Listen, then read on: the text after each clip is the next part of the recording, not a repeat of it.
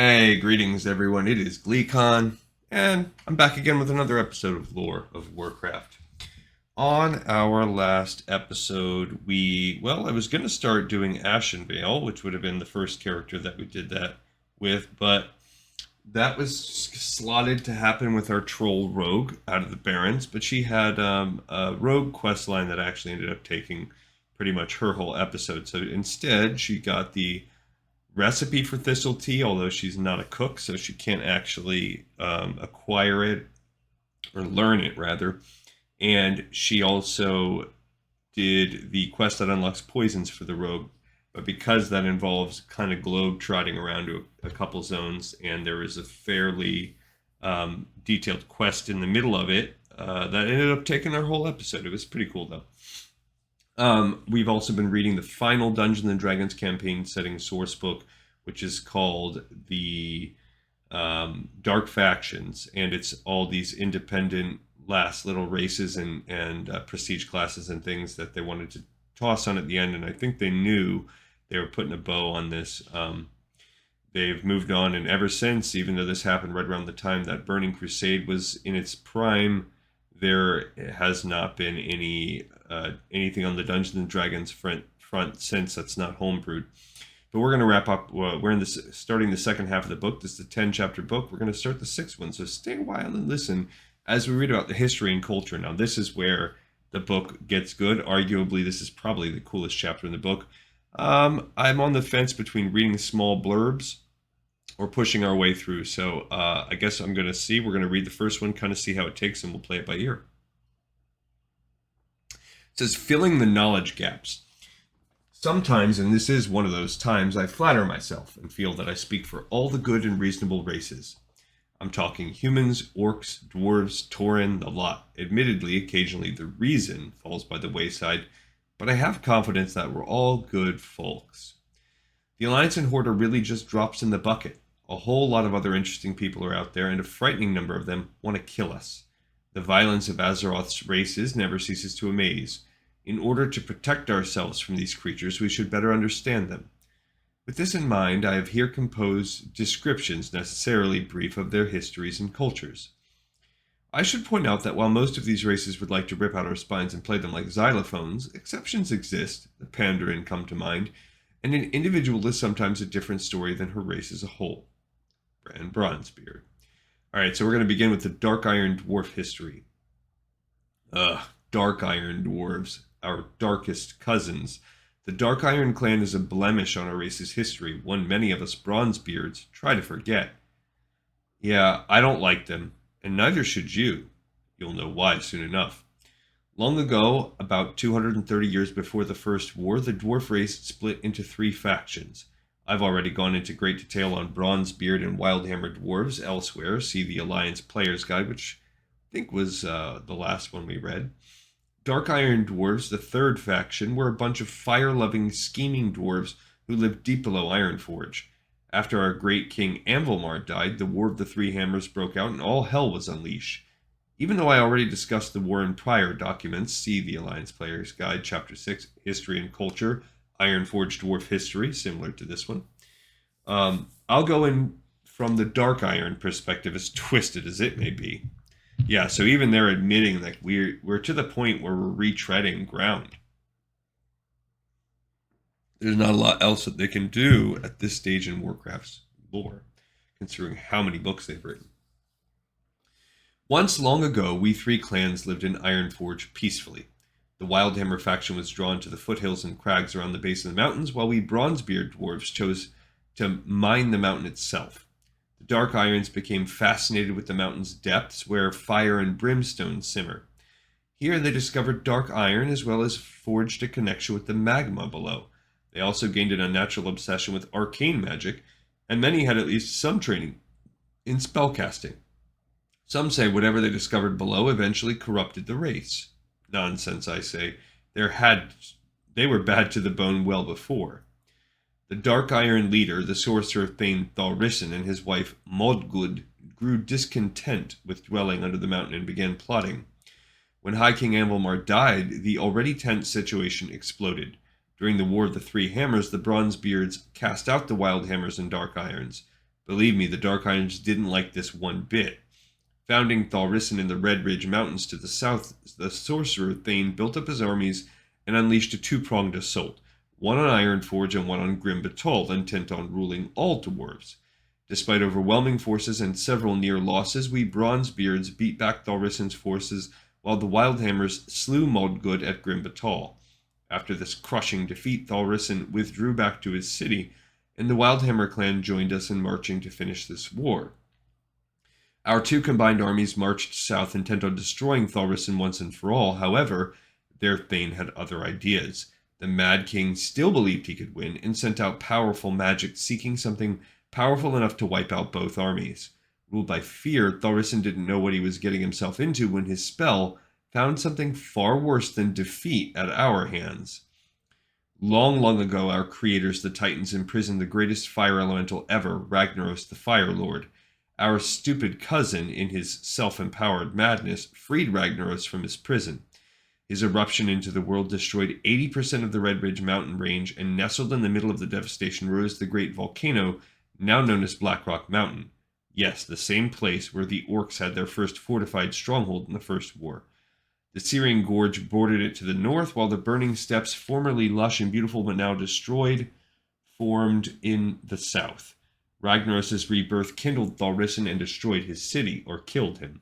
His kin, however, survived, and to this day they live within Blackrock depths in servitude to Ragnaros and his elemental minions. And there we have a picture kind of the Ragnaros exploding out of the mountain and the dwarves fighting.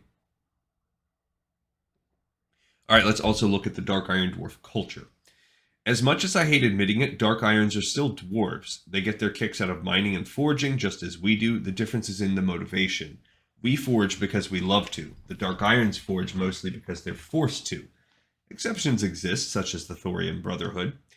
We long thought that the Dark Irons were destroyed when the spell that summoned Ragnaros destroyed much of the range, however it wasn't to be. To this day, they pay for Thaurissan's colossal mistake by serving Ragnaros in his armies. Their lives revolve around Ragnaros' will. Currently, their goal is to remove the Black Dragon Nefarian from the upper peaks of Blackrock Spire. From there, the world. Oh, and they still hate us. With Ironforge weakened from the Third War, the Dark Iron Dwarves see us as a prime target. Dark Iron Dwarves still want Khazad-dûm, and they think that they can take it from us now, especially with Ragnaros' power behind them and the Wildhammer Dwarves far away in Lordaeron. They'll have to pry it away from our cold, dead hands, and we Bronzebeard dwarves have strong grips. Okay, so there is a flavor text. Arg, where's my bloody hammer? I can't find my hammer. Darren's incessant whining filled the air, grating on his allies' nerves. The old dwarf probably shouldn't have come, but he was one of the best prospectors the Explorers League had to offer, and has seen more battles than all the journeymen assigned to him combined. It's in your kilt belt, Darren. Maddox turned bitterly away from the old man. At 46 years, Maddox was the youngest journeyman in the group. Old enough to fight, but too young to have any common sense, Darren always said. Maddox chafed at the slow progress the group was making. Uldaman was abandoned by now, and why were they even venturing here? Didn't Bran clear out the mines long ago? Besides, didn't the Dark Irons hold this territory? Just thinking of the sleazy, sneaky bastards turned the young dwarf's stomach. He was too young to know much about the War of the Three Hammers. Grumbling, Maddox moved away from the group and stuck his pipe between his fingers. He fumbled for a match, growling to himself, when a pair of flaming red eyes opened in front of him. Maddox felt a sharp pain in his side as a cruel voice spoke from the darkness. Need a light. Whatever. Oh, that's probably a Dark Iron Dwarf. Alright, so, as always has been the theme with this book, this type of chapter in these series, if your character has the knowledge proficiency, which is not something that exists anymore, and back then it used to be so convoluted with this version of D&D that not only was knowledge a check you could make, but then you could also specialize into 10 different subsets of knowledge. So looking here, we see if you have the basic knowledge of any local knowledge. So this is something that even like half of regular people would know. You would know 3 clans of dwarves exist. Dark Iron dwarves are the evil third clan. Bronzebeard and Wildhammer dwarves hate the Dark Iron dwarves, and the feeling is mutual. And with even the basest of historical knowledge, you would know that over 250 years ago, 3 dwarven races fought in the War of the Three Hammers when the Dark Iron dwarves attempted to conquer Cosmodan. In the end, the Bronzebeard and Wildhammer dwarves defeated the Dark Irons soundly. With a DC 15 knowledge of history or geography, so now we're starting to get, this is rarer knowledge. During the War of the Three Hammers, most of the Red Ridge Mountains were destroyed. In their place are the Searing Gorge and the Burning Steppes. In the middle of this land rises Blackrock Mountain. What little is left of the original Red Ridge Mountains is to the south. We've been questing there lately. Okay, so rare historical or planar knowledge would tell you that long ago when the world was new, the Titans banished all elementals to a separate world known as the Elemental Plane. Among these elementals was Ragnaros the Fire Lord, the greatest of the elementals. During the War of the Three Hammers, the Dark Iron dwarves inadvertently released Ragnaros from the Elemental Plane. His re-emergence into the world destroyed much of the Red Ridge Mountains, creating the Searing Gorge, the Burning Steppes, and Blackrock Mountain. And finally, rare, like regular people don't know this, but historical specialists in geography, local knowledge, or planar knowledge might know that cut off from the energies of his fiery realm, Ragnaros is but a shadow of his true self. However, he has more than enough strength to be the bane of all mortals. The Dark Iron dwarves serve him and his elementals to this day, protecting him and strengthening his army within Blackrock Depths. All right, I think because this is not quite as long as some of the other ones, we'll try to push on through. Goblin history. I have to admit the crazy little buggers are good at what they do. No one knows exactly what it is they do or even where they came from. However, during a trip to Undermine, I lucked out and discovered their true history. And now I pass it to you, you lucky mongrel. Goblins have been around for a long time, but the creatures were reclusive. Long ago, the goblins were a native race of the Isle of Kazan and didn't have a fraction of their current intelligence. There, the pitiful race lived as slaves to the jungle trolls, mining the subterranean tunnels where the trolls didn't like going. However, soon the goblins unearthed a mineral known as Kajamite, a strange mineral named after Mount Kajaro. The trolls valued the mineral, using it in voodoo rituals, and forced the subterranean goblins to continue mining the mineral. The goblins soon came to sense at some basic level that the mineral held enchantments unknown to the trolls. The goblins hoarded the mineral, using it to fashion crude objects of power deep within Undermine's twisting tunnels. However, the mineral had some unexpected side effects, if the lore is to be trusted. Not long after hoarding the mineral, goblins grew in intelligence. Soon goblins developed technology, if just crude weapons and armor. With their increased intelligence, goblin cunning arose, and soon the race enacted a plan to free themselves from the trolls.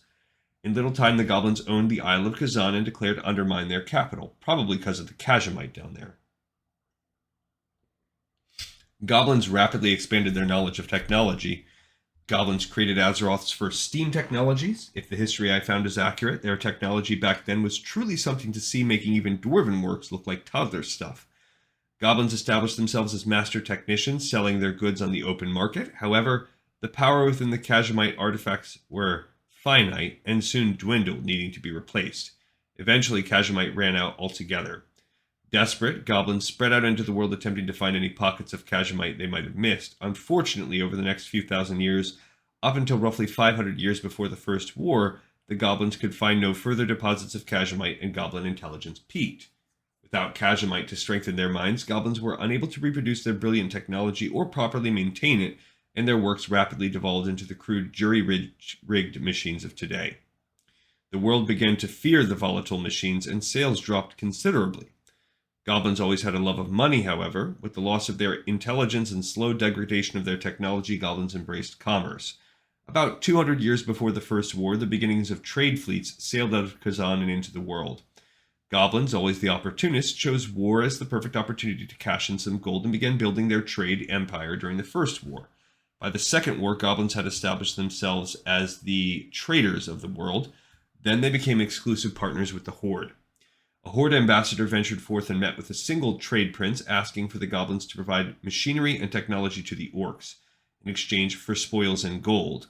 In the beginning, the arrangement seemed perfect. The goblin trade prince believed that the orcs would win the war, so he found it natural to join the winning side. Plus, the profits flooded Undermine's coffers, and the goblins expanded their slave markets. However, other goblins disagreed and remained neutral, thus only the single trade prince and his subordinates joined the horde. In the end, the trade prince realized his mistake and left the horde, and the goblin race remembers the mistake and remains neutral to this day. So that's kind of retconning why in the Second War, goblins served the horde, but not in the First, Third, or Classic. The goblin race as a whole, in fact, is neutral. It's simply more profitable to play both sides against each other. Furthermore, Kalimdor bears untold riches and resources. The goblins will rise again, so the trade princes believe, and they say we dwarves have gold on our brain. And even when Cataclysm, when the majority of the goblin race joins the horde, or I don't even know if it's the majority, but a faction of it, kind of like the trolls, there's still plenty of neutral goblins out there. And let's read some flavor text. Finest wares in all the world, I guarantee. Elven bows from Ashenvale, dwarven flintlocks from Ironforge, even troll South Sea trinkets. All quality. Robees stood behind his booth, built out of the side of his wagon, harking at the top of his tiny lungs. A group of young warriors, fresh human meat to send to the chopping fields, perked up at the goblin's calls and wandered over. I think that's what we're seeing in the picture down there, too. The leader, a tall and beautiful human female, not much older than 18, fingered a sword lightly. Finest quality, you say? This metal looks warped, pitted. I bet the second it hits armor it'll be a pile of junk. The other humans laughed. Fighting a guilty glance to the side, the merchant leaned over the table. Perhaps this blade, but let me tell you of a new sword I just received. Purchased it off an orc returning from Zulaman. Finest troll steel, and ancient and magical. The goblin uttered the last low, hiding back a triumphant grin at the group's sudden interest. The leader frowned and crossed her arms. Tell me more. Robees was in his element now. He began a long spiel about the history of the supposed artifact. In truth, the goblin picked it up off the body of a highway bandit he obliterated with his grenade launcher. The goblin held back a triumphant grin as he watched. He loved the art of negotiation, bragging, and commerce. But more importantly, he decided as the female handed over a large pouch of coins, he loved the money. All right, and we'll look at goblin culture. At first, you'd think that all goblins are insane freaks of nature. However, truth be told, your average goblin is neither insane nor a freak, simply a greedy and corrupt little green creature. The heart of the goblin world is Kazan. I already went into detail on this place elsewhere in Lands of Conflict, Chapter 4 in the South Seas, so instead I'll focus on the goblins themselves. Your average goblin is 3 feet and 40 pounds of sneaky backhandedness and mischief bound by a leathery green skin. Goblin greed goes so far that they're willing to destroy entire swaths of nature or entire races to make a gold nugget. These guys would sell their own mothers if they could. In fact, many often do. Slavery, as illegal as it may be elsewhere, is a legitimate trade among goblins, and owning and selling of slaves is actually a rank within their society. The nerve of the little green upstarts. At first, it seems impossible to earn a goblin's respect. They thrive on underhanded schemes. However, they respect another's well-played con or maneuver. Heck, the only way to become a trade prince is to outplay a current one, often ending in either the trade prince or the aspirant's death. Goblins may be greedy little bastards, but they also have a sense of humor, albeit a weird one. Goblins love pranks and other forms of mischief. If it can be put together, there's a goblin out there who has pulled the pieces apart. The creatures are well known for their abilities to sabotage devices and set up the perfect practical joke. Now, I love a good joke as much as the next man, but goblins often go too far with their pranks. I'm sure you all heard about the goblin who gave a present to another and then laughed his pointy-eared head off when the box blew up and seriously injured the recipient. While not all pranks are deadly, I've learned long ago never to accept a goblin present. Unity and direction for the race may be number one on any other race's mind, but for a goblin, he is number one. Unity is good and all, but where's the gold? So, each goblin, while working for the trade princes, also works for himself in the hope that one day he'll become a trade prince as well. Goblins may love gold first and foremost, but technology comes in a close second. Goblins may have been the definitive name in technology long ago, but now their machines barely run. This doesn't stop the race from playing with technology, however, and goblins run the market in destructive weaponry. Just remember, you get what you pay for. Goblins were once brilliant inventors, but no longer. They desperately try to maintain their amazing devices, but they're no longer clever enough to carry out the maintenance properly. They now rely on improvisations and jury rigs that work out haphazardly. Thus, when a goblin creates, the process might appear to be 1 part ingenuity and 5 parts desperate improvisation. Most goblin items look suicidal to use and rarely work correctly. Some goblins go so far as to build items that are especially intimidating to give them that extra edge in battle, and believe me, goblin weaponry is scary. From steam-powered saws and multi-fire cluster rockets to gigantic robotic armors wielding 2-ton hammers, goblins have the market cornered when it comes to unconventional warfare. Okay, so there are ranks within the goblin system. Despite the seemingly chaotic nature, goblins exist in a fairly strict and straightforward hierarchy. From the highest to the lowest, there's the Trade Prince. The 5 more or less rulers of the goblin world each runs his own private army or armies, hold lands around Azeroth, and collectively controls the Trade Coalition. Right beneath them is a mogul. The hands of the Trade Princes. Moguls are entrepreneurs, men and women who run various businesses such as deforesting, drilling, mining, and the like throughout the world. Mogul Razdunk of the Venture Company is an example. Then beneath that is Baron. Each land owned by a Trade Prince has a Baron to serve as a magistrate over the land and holdings. Beneath that is Slavers. Slavers are wealthy merchants who obviously run Kazan slave rings or simply own several slaves of their own for personal use. Although the Trade Princes condone slave rings, the slavery trade is kept quiet. Goblins have no wish to offend potential customers who might object to the controversial but highly lucrative line of business. Trade fleet ranks. A captain runs a single ship, and some run entire trade fleets under a Trade Prince. Admirals are assigned to run more than one trade fleet. Occasionally, a captain runs his own private merchant vessel, though he still pays taxes to the Trade Princes. There's also traders and merchants. It's hard to truly rank traders and merchants, as some may be dirt poor, while others quite wealthy, but even the lowest trader or merchant sits in comfortable middle-class society. These guys sell goods, both handmade and more commonly fenced, under the jurisdiction of their Trade Princes. Traders wander the globe hawking their goods, while merchants set up shops for moguls and or barons. Most lowly goblins aspire to become merchants or traders. There are civilians and workers as well. Below the traders and merchants are the civilians and workers, often little more than slaves. The bulk of the goblin race, the lower class, works long hours for little money and even less thanks. Most aspire to become a trader or master craftsman and earn a comfortable place in middle or upper society, and there are slaves.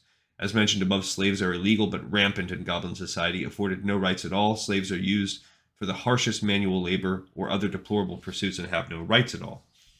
Okay, there are goblin organizations as well. Goblins run several enterprises across Azeroth, and here's a few of the more well-known enterprises. There's the Alchemist Union. They deal with alchemy, crossbreeding, and science in general. Their greatest creations are the dread hobgoblins. Head alchemist Gigglefont runs the union. The Tinkers Union, at war with the gnomes and dwarves, the Tinkers Union deals with technology and the construction of gizmos, weapons, and mechanical monstrosities. Director Texic Riddlevox, overseer of the undermined Tinkers Union, runs the union. The Trade Coalition, run by the undermined Trade Princes, the Trade Coalition controls much of the commerce throughout the world. Trade Prince Steamweedle, the richest known goblin on Azeroth, runs the shipping division practically on his own. The trade fleets of vessels, both merchant and military. The Goblin trade fleet runs goods all over Azeroth and are the Trade Prince's true power. Each fleet has its own captain, while Vice Admiral Grezik oversees all fleets.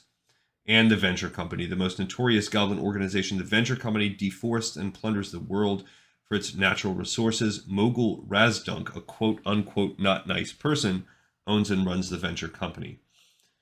Okay, there's a sidebar on goblin, alchemy, and hobgoblins. If there is anything a goblin's truly gifted at other than steam technology, haggling, and pranks, it's alchemy. Despite their recklessness, goblins are the foremost and greatest alchemists on the planet, with the Forsaken quickly catching up. While explosives and gunpowder are common alchemical staples, goblins also experiment in other fields.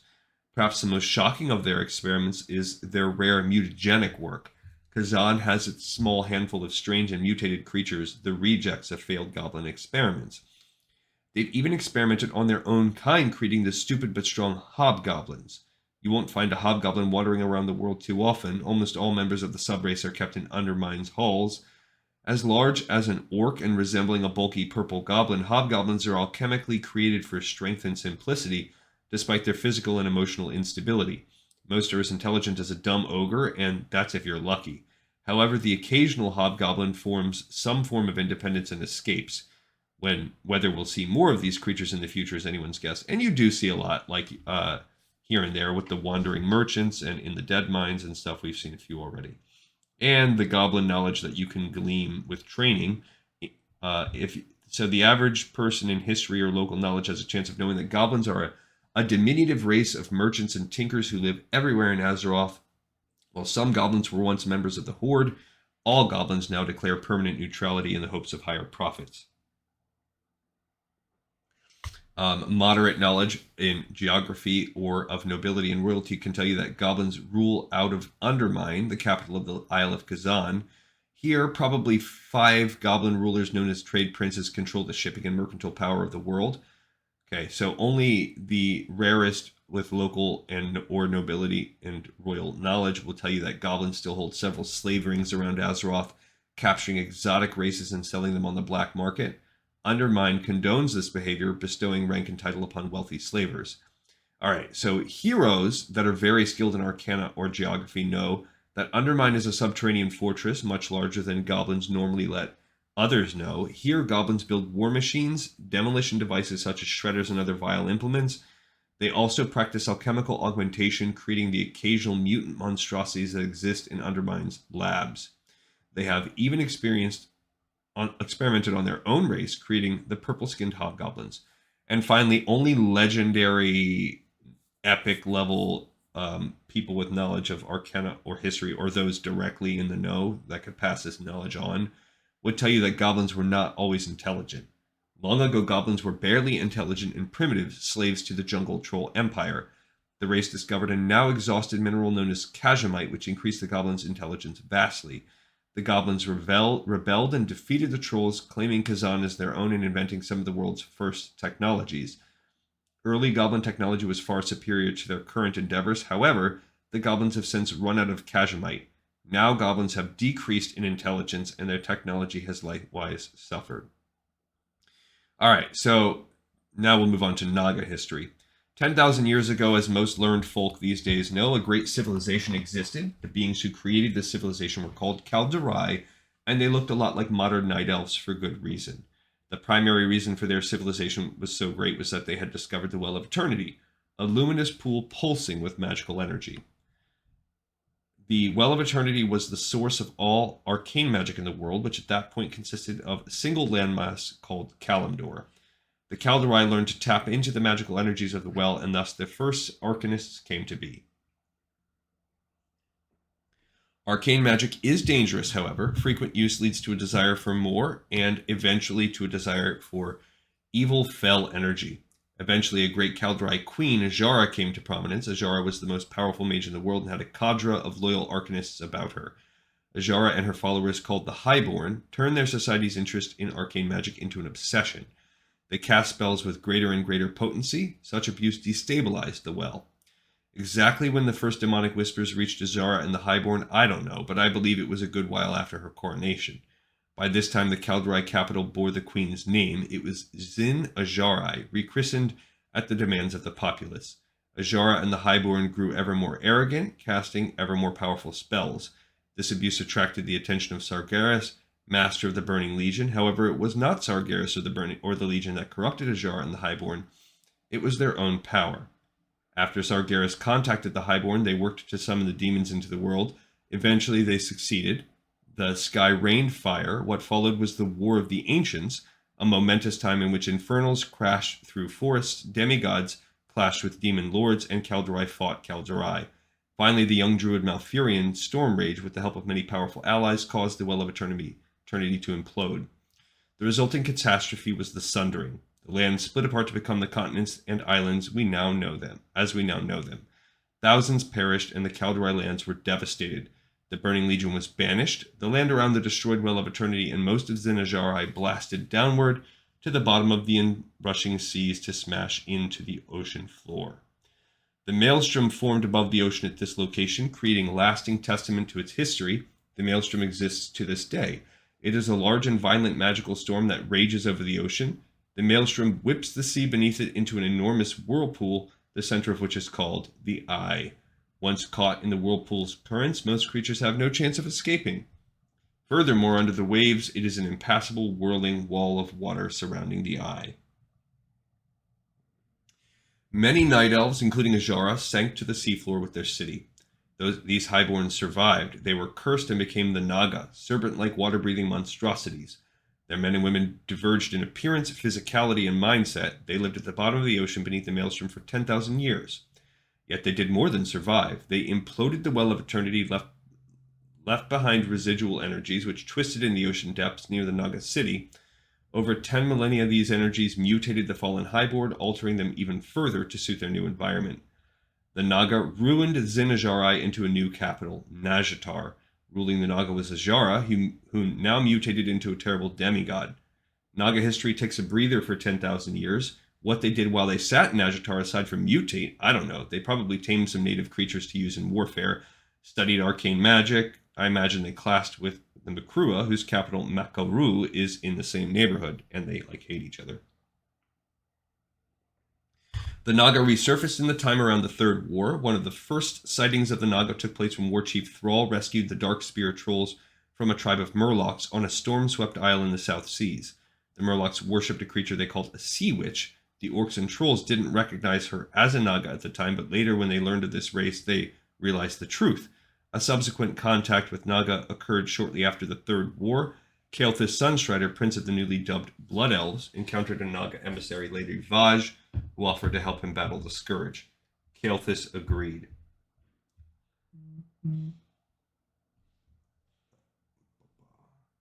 However, when the Blood Elves' human commander, Grand Marshal Garathos, discovered the alliance, he denounced the Blood Elves. He believed Naga were irredeemably evil, and the Blood Elves must also be evil for consorting with them. Garathos imprisoned Kael'thas and the rest of the Blood Elves. He sentenced them to death. Before he could carry out his sentence, Lady Vaj appeared and offered to help Kael'thas escape. The Blood Elf very sensibly accepted. The two forces fought together and eventually joined Illidan in Outland, where they remain. Now Naga expeditions range across the world on missions for their queen.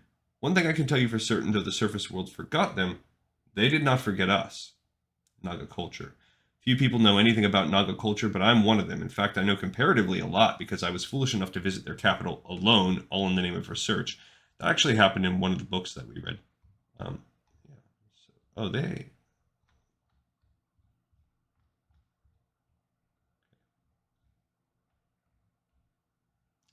the most striking aspect of Naga culture is the role that gender plays in their lives.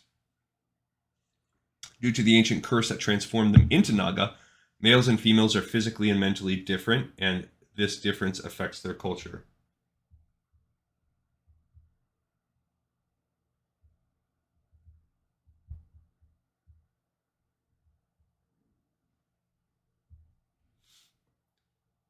Naga men are strong and large, while Naga women are more intelligent and possess natural talent at both leadership and arcane magic. Because of these traits, Naga society is matriarchal. Naga are women, see women as superior to men. Naga men don't chafe under these conditions. Rather, they're happy to serve their beautiful for Naga mistresses. While exceptions exist, Naga men perform tasks requiring physical strength and stamina, while Naga women take up intellectual pursuits. Men mine stone and coral for building, for example, while women draw the blueprints and create the strangely delicate frescoes that adorn Najatar's buildings.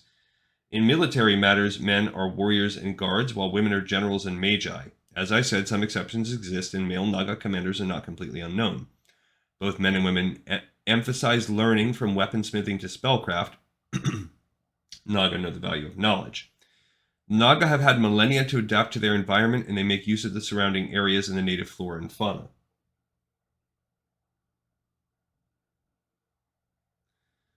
Trained sharks, dragon turtles, and great serpents called tidal guardians patrol the waters around Najatar.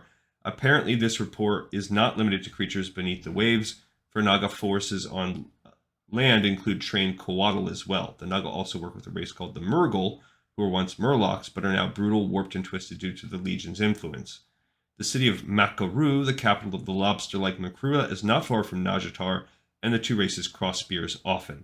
The Makrua hate the Naga and slaughter them on sight. In turn, the Naga show no mercy to the Makrua. Okay, give me 30 seconds. I will be back in just a moment. I have to grab something.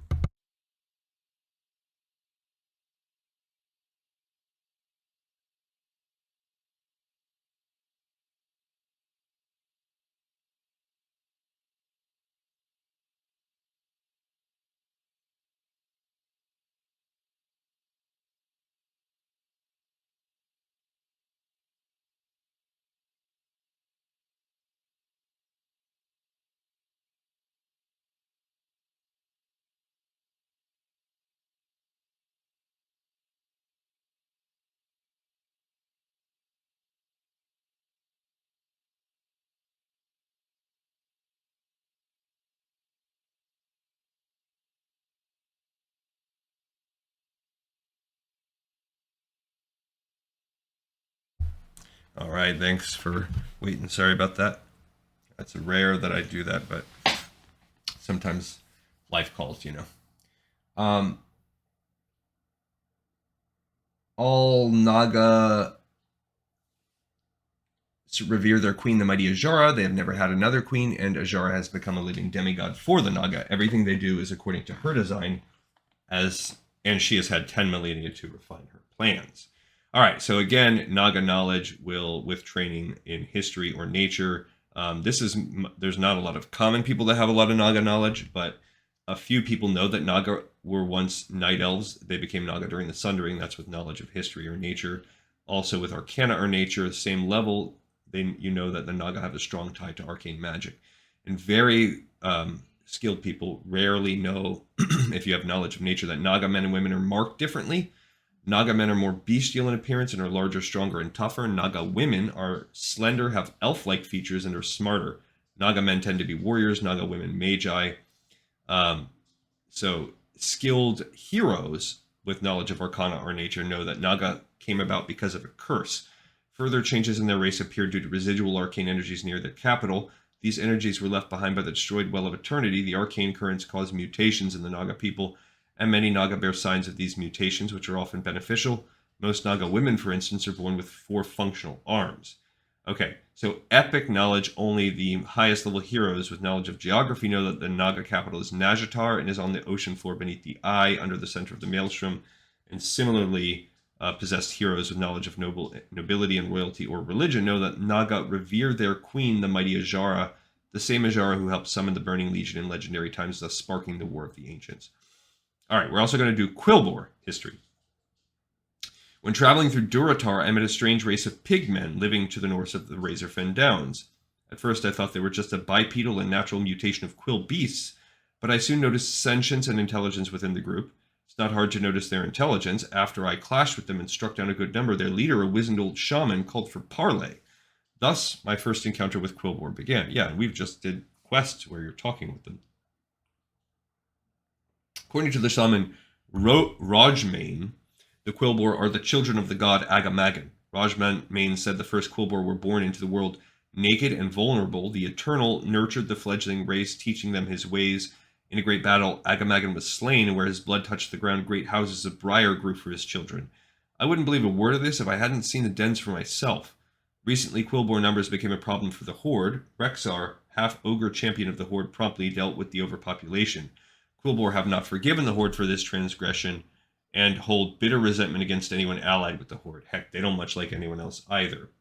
And a little bit on quillboar culture as well. Quillboar are as odd as they get. To them, their lives mean nothing, and they live only to serve the tribe. Culturally, they resemble Tauren, but with a much more warlike mentality. At first, I thought these guys were just really dumb and wild humanoids, barely smart enough to talk. However, I discovered there was more to the race than this. Quillboar maintain a rigid and strict hierarchy and set of laws. Quillboar laws and practices are built around the sole purpose of keeping the race alive. The critters are insanely territorial, and I was lucky to find one calm enough to talk to me. Despite their physical prowess, the quillboar know that they are not as intelligent or powerful as other races, such as the centaur or tauren. Water is in terribly high demand in the barrens, and other resources are rare as well. Thus, only the strongest receive the best resources and the most water. Those too weak or sick are given less to conserve more for the better capable of furthering their race. Occasionally, a female decides that her place is in battle. This is actually fine for the race. If the woman can prove herself, then by all means, fight. In fact, these women are respected. Shamanism is the quillboar religion. Shaman, often called thorn weavers, are held with great esteem, called upon to view the future of a hunt or give spiritual blessings over a newborn warrior. Thorn weavers never choose their path, only the spirits may choose for them. A would-be thorn weaver receives a vision and speaks this to the elder thorn weaver, who begins training the child to become a new thorn weaver. Other times, a thorn weaver receives a vision telling him to train another and does so. There's no gender bias here. Many women walk the path of shaman. Thorn weavers are so respected that most hold positions of power in the tribe, and many, such as the tribe I encountered, lead. While quillboar fear death, they do not go out of their way to avoid it, the chance to join Agamagan again in the afterlife. Unity among the quillboar follows in death as well as life. A sick or elderly quillboar might willingly seek death to preserve resources for his tribe. Many quillboar believe that with each death, the deceased spirit lingers on and strengthens the tribe as a whole.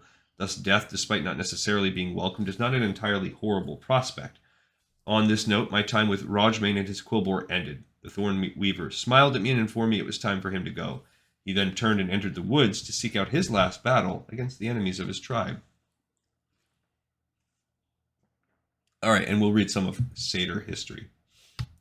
In some ways, Satyr history is similar to Naga history, see above. Like Naga, the original Satyrs were once night elves. Both appeared as a result of the events in the War of the Ancients, and both owed their existence to a single power-mad individual. As I mentioned in the section on Naga history, the Kaldorei queen who helped summon the Burning Legion to the world was Azshara, who surrounded herself with other highborn who had great skill and power with arcane magic. One of these was Lord Xavius, Azshara's key advisor and an arcanist of no small talent. Xavius was renowned for two things in particular: his skill at subtle political maneuverings and his lack of eyes.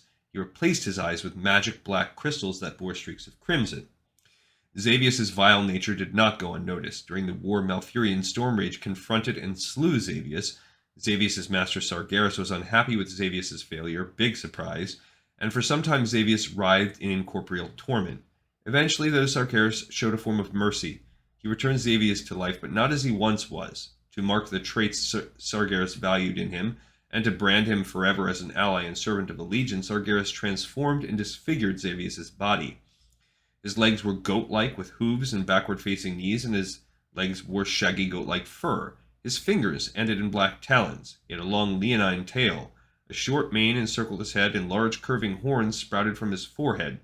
Xavius was also physically stronger and stealthier than his previous incarnation, and his mind remained sharp and cruel. Lord Xavius had become the first satyr. As part of his curse, or blessing, depending on who you talk to and how screwed up they are, Xavius could inspire his condition in other Kaldorei. This black magic was called the Shadow Curse, and with it Xavius created other satyrs. By all accounts, the process was indescribably painful. The satyrs eventually discovered that they could pass their affliction to members of other races as well. In this way, the satyr race came to be. Okay. We kind of knew all this, but the Shadow Curse thing, that's a little bit of a new wrinkle for me. I don't know that I knew that's what it was called. I feel like there's probably an in-game book about that. Most satyrs today are former night elves, but a rare few were members of the other races. They still resemble their old selves in the face and torso, but in becoming satyrs they gain cloven hooves, furry goat legs, a long leonine tail, elongated limbs, claws, and horns. Also, of course, in becoming satyrs they become demons.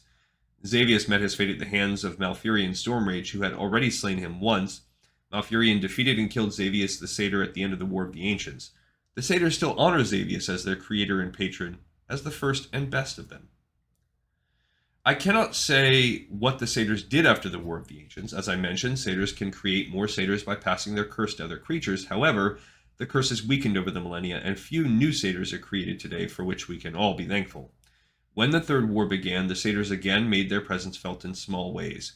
Night elves encountered satyrs in isolated bands and settlements throughout their woodland home, and the satyrs opposed the night elves at every opportunity.